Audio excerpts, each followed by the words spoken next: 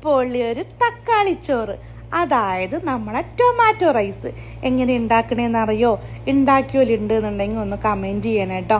നല്ല അടിപൊളി തക്കാളി ചോറും നല്ല ചിക്കൻ ഫ്രൈയും തൈരും ചമ്മന്തിയും ഒക്കെ ഉണ്ടാക്കിയിട്ടുണ്ട്. ഇതിൻ്റെ കൂടെ ചമ്മന്തിയോ അല്ലെങ്കിൽ തൈരോ മാത്രം മതി കേട്ടോ നമുക്ക് ഈ റൈസ് കഴിക്കാനായിട്ട്. അത്രയും ടേസ്റ്റുള്ള റൈസും കൂടിയാണ്. 5 തക്കാളി എടുത്തിട്ടുണ്ട് കേട്ടോ ഞാൻ. ആദ്യം തന്നെ ഒരു കുക്കറിലേക്ക് കുറച്ച് സൺഫ്ലവർ ഓയിൽ ഒഴിച്ചു കൊടുക്കുക. ബട്ടറോ അല്ലെങ്കിൽ നെയ്യോ ചേർത്ത് കൊടുക്കുക കേട്ടോ.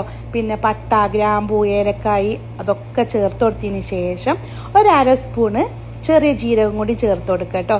ചെറിയ ജീരകം ചേർത്തതിന് ശേഷം ഞാനിവിടെ ഒരു വലിയൊരു സവാള എന്ത് ചെയ്തിട്ടുണ്ട് ചേർത്തിട്ടുണ്ട്. അത് നന്നായിട്ടൊന്ന് സോഫ്റ്റായി വരട്ടെ.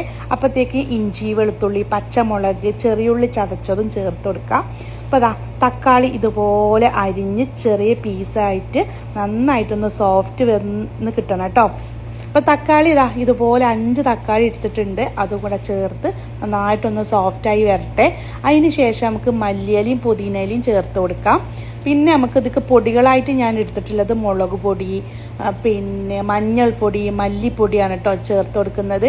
അതും കൂടെ നമുക്ക് ചേർത്ത് കൊടുത്തതിന് ശേഷം നമുക്ക് നന്നായിട്ട് നല്ലോണം കൂടെ മിക്സാക്കി എടുക്കാം.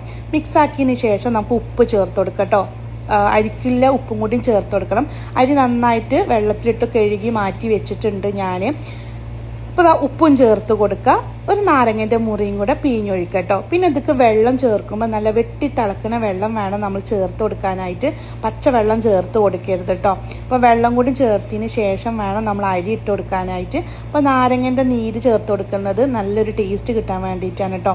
അപ്പോൾ നാരങ്ങൻ്റെ നീര് നന്നായിട്ട് പിഴിഞ്ഞ് അതിക്ക് ഒഴിച്ചു കൊടുക്കുന്നുണ്ട്. ഇനി നന്നായിട്ട് എല്ലാം പാടെ ഒന്ന് മിക്സാക്കിയതിന് ശേഷം നമുക്ക് നല്ല തിളച്ചിരിക്കുന്ന വെള്ളം ചേർത്ത് കൊടുക്കുക.